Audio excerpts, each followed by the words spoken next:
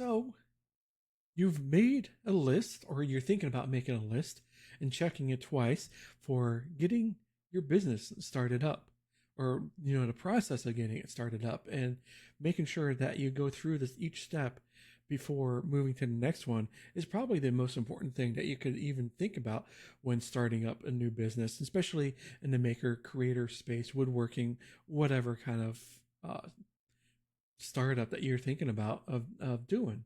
So tonight I'm actually going to go through my personal list and you know share with you what I'm thinking is the not the correct way of doing it, because there really isn't a correct way of doing it.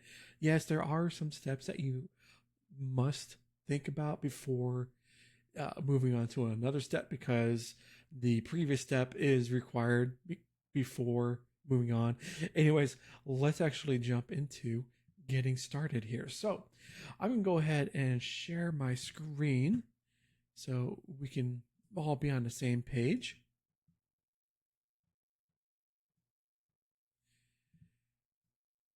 Window, there we go. So this is just, the basic um, checklist I'm going to create for, step one, step two of what I believe is the way that I'm going to go through the process and getting things done. So let's actually, I'm going to change the layout so it's a little bit larger. There we go.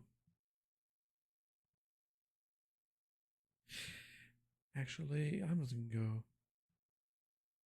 with that. There we go. All right. So I think the first thing that you should actually be thinking about is probably the most important one, and that is the name. So the first thing I'm probably going to put down is coming up with your business name, because it is required of getting your IEN number, setting up what kind of business setup that you're going to be going for. That's either a sole proprietor or an LLC or corporation or partnership, or whatever. That's what you want to figure out first, is actually have a business name from the get-go, so you have that taken care of first thing out from the start. So coming up with your business name is first on the list. Second, I believe, is going to be getting the EIN, or employee ID number. That's mostly for getting your setup for your taxes, taxes that you collect from your customers, clients, whoever. And it's also a good thing to have if you want to set up a not really for a bank account, but getting started with bank account, if you want to start hiring employees. It's all pretty much like the basis of your business. And it's also very important to have too, so you have everything on the legal side is taken care of, no problem. And let's say with a third is I believe it's going to be setting up your business entity, which is going to be like sole. I'm bad at spelling. Proprietor. Yeah. Spelled or automatic spell check saves my life. um, Partnership and LLC.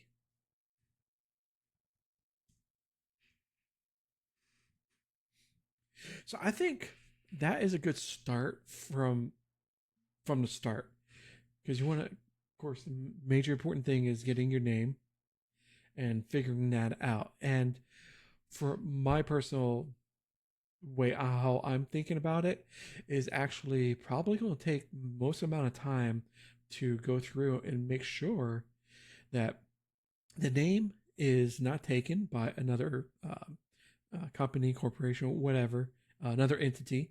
It's freely available. So what you want to do is probably go on your state's website, business site. I know here in the state of Florida, it is sunbiz.org. I want to say. I'll have to double check on that, but yeah, it's sunbiz.org.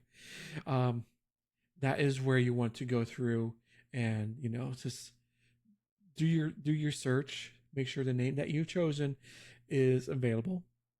Uh, Next thing is probably you want to go ahead and set up your social media accounts. Through Facebook, Twitter, uh, Blue Sky, Threads, Instagram, pretty much the major places. So you have the it locked in, your accounts locked in. That's probably second. So you want to get that locked in because you can probably do that as you're getting the EIN paperwork filled out, sent in, and waiting on a response from IRS. And then you can move on with setting up your business entity. It's important to get that taken care of. Also with getting the domain. Oh, that's probably and domain URL. I set that up in like the same task or to do because once you're doing the company's socials, it's probably a good idea to go onto a site like porkbun.com and sign up to get a .com domain of your company name.com or .net. You probably want to get both of those in .com and .net. Just it's like $20 a year. It's relatively cheap. It's not going to cost you that much unless you have like a really because it depends on the domain name. Sometimes if it's a like what's called a premium domain, like I don't know, throw in kitkat.com as an example, but that the particular domain is going to be very highly sought after, and most of the time those are going to like the thousands of dollars per year if they're not taken already. So you also have to check that as well.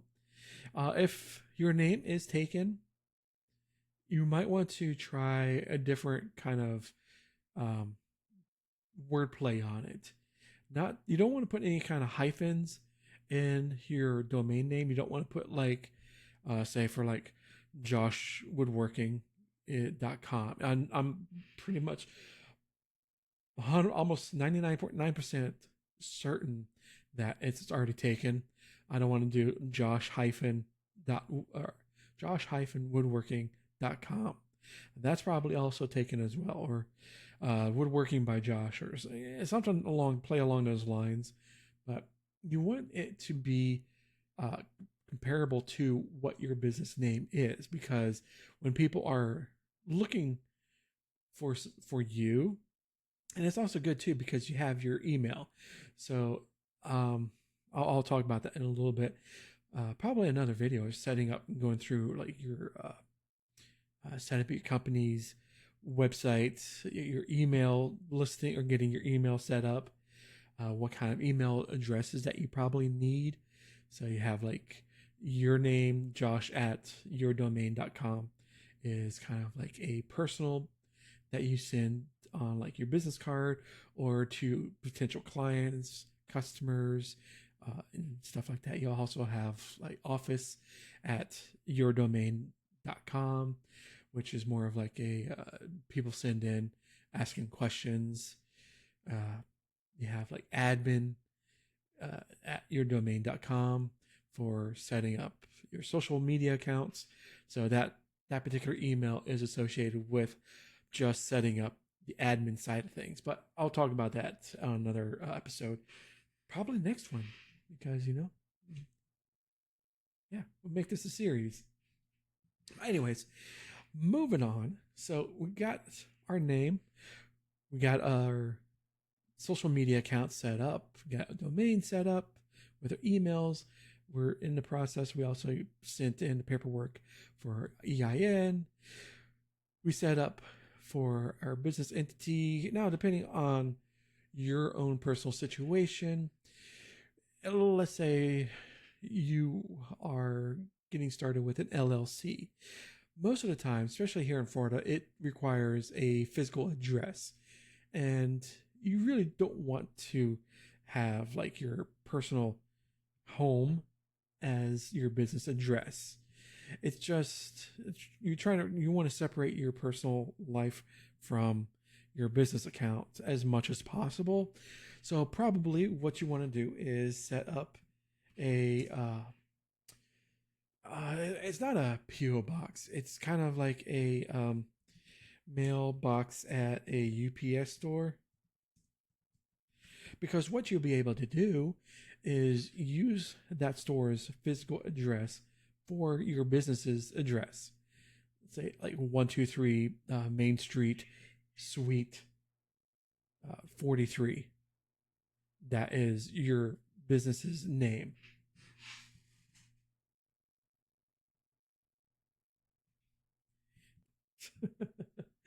So you want to go ahead and set up or get something set up, or unless you are starting getting a physical store space or a location separate from your home. If you're setting up like a studio for you can have potential clients come in and visit you, that studio space or your storefront, use that instead. And it, it depends, because a physical location, it's going to be more cost prohibitive unless you have the funds to do that. With a UPS store mailbox usage, that's anywhere going to be about 35 to $50 a month, um, for a year or 6 months, or for ongoing, until what you want to do is have a physical location, if that's what you plan on to do down the road. So again, it's personal preference. It's just something where you want to keep your business and your your personal locations kind of separate, and especially with filing for LLC, because those records are public. So it's kind of, they're easily be able to be searched, and if you set it up for your home, well, people can search and find your house and where you live, and then they'll be able to have easy access to where you live. And that's just something that you gotta think about.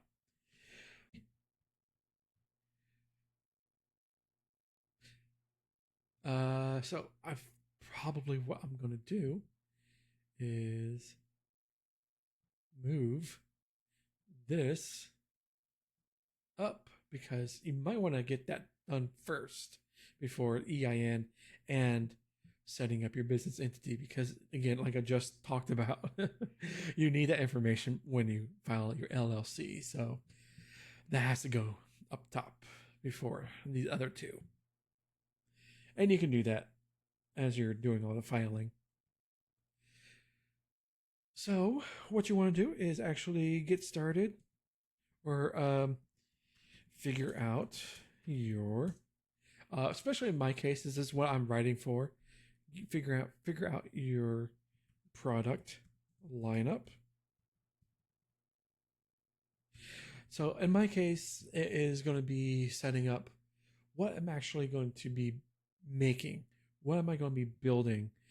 I'm not going to be setting up like 40 different products and then try to sell, and of course have on hand multiples of 40 different products. That's kind of stupid. And it's kind of overwhelming too, because I don't have the inventory space to get that taken care of. So I want to go ahead and think about maybe, let's see, three, let's say 3 to 4 items to start. And what you got to do is do would it be market research? Sure. Let's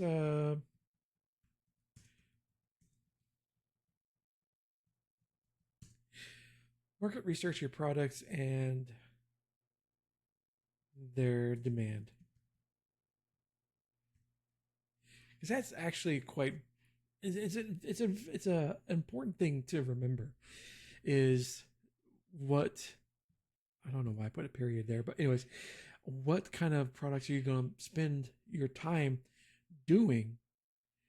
And if you spend all this time and money getting the materials, going through the process of building said item, what and the product is not going to sell because no one wants it. So you just spent all this time and money for something that nobody wants. So you got to do a little bit of research and figure out what you want to get started on and is it viable to do. So that's just one of the things I have to go through and figure out is getting the basis of the products that I want to start selling and to market myself and start getting materials, create said products, of course, do all the product beauty shots, get them taken care of.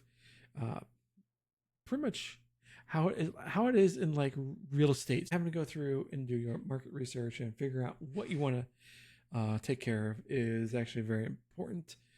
Um, Especially in my case, I want to. I'm not worried about the uh, website aspect per se. It is more of the fact that the research, craft fairs, farmers market,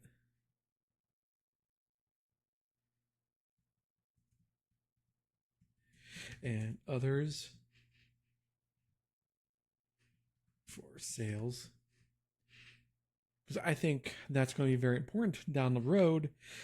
Because most of the time, you want to have your physical products be easily be purchasable or saleable uh, in a physical space without buying or renting or leasing a storefront. So craft fairs, markets, and farmers markets are going to be a major factor going forward because those are where you can actually talk with actual people, show off your wares, and you actually have to build a good enough inventory so you won't really air quotes run out. But would have to go through and do my research and figure out what is going on around the area. I talked about last episode where I don't want to go too far out of the way because what's going to happen is that if you're spending more time driving to a location, spending gas, especially in this economy, it's just not going to be very profitable because you got to pay for your booth space and actually getting there for, let's say, 2 nights because sometimes they're going to be over the weekends, maybe a single day, like Friday or Saturday. And you have to figure out what's the logistics of what you're going to be doing. So do your research for what's around, what time of year, because you really don't want to be right now in the middle of summer is not the best time to be doing any kind of like craft fairs because it is insane. It is stupid hot and humid to be outside, especially uh, throughout late morning, early afternoon. You're going to have a miserable experience, and you would not want to do that. So I don't think any kind of craft fairs or anything like that happen, but during this time of year. But it is actually a good time because school is out during the summer. A lot of tourists are down from the north, and yeah, that's all I really have to say for that. So I haven't really done much research into it, which is another thing I'm going to have to do. And this is the reason um, me going through this on with you guys is to go through my list and probably also give you a reason to do it as well for yourself, because it's going to be, my list is probably not going to be the same for you. You're going to be a complete different avenue or to dos of setting up your business, but it could be very similar. It's just an inspiration to for you to get off your butt and actually get this started. So what I'm actually going to be doing is figuring out the time frame. So I have this is probably a good start. So I think to do like coming up with your business name, I want to spend a good week or two trying to figure out what the name of my business is going to go forward and use as this legal entity. And of course, set up company socials. I can do that in like a day or two of just going through and figuring out what's available and any kind of like change or kind of different ways I can mix and match different order and stuff like that. So like the major thing I want to work on is actually coming up with the business name. I want to take the time and figure out, because this is something that I want to have, for years and years. It's something that is going to be for the next decade. So it's very important to take care of that first step.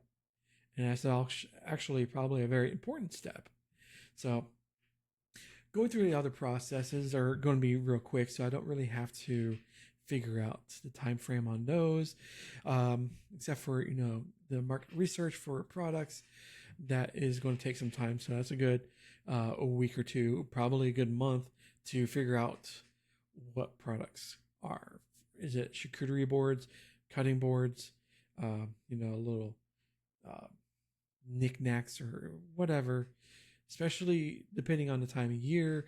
For the holiday season, you want to do like Christmas stuff or Halloween, Thanksgiving kind of focused items, or going into the beginning of the following year. But you also have to make sure that you're building the stuff and getting an inventory prior to that season coming up. So that's just something that you have to think about. Looking at different things is probably I'm going to be trying to get this taken care of by the end of the year. It's probably going to be before that, so it's no problem there. So for my personal list, that's the reason why I built this, is to get this taken care of. The first thing within the next 2 weeks at minimum is to try to figure out the company name. So again, your list might be different. Like I said, it is completely personalized and how you want to go through it. You might say, I don't even need a list. I'm just going to do everything in one weekend. And how, as the kids would say, I know it's very old man speak, YOLO it. I know that was stupid. I'm sorry. I'm not going to do that again. But next episode, I am probably not, because I can't do the website because I won't be able to have the listing. So I'm not sure exactly what next week is, but it's going to be a good one. Next episode is going to be a good one. So do be sure to, if you're listening on like Apple Podcast or Spotify, do leave a review. 5-star review is be most helpful, and join our Discord server. It's there for you guys to start a little community if you're another maker or creator that is just getting started and want to create a business side of things, and to actually make sure that you are setting this up right way.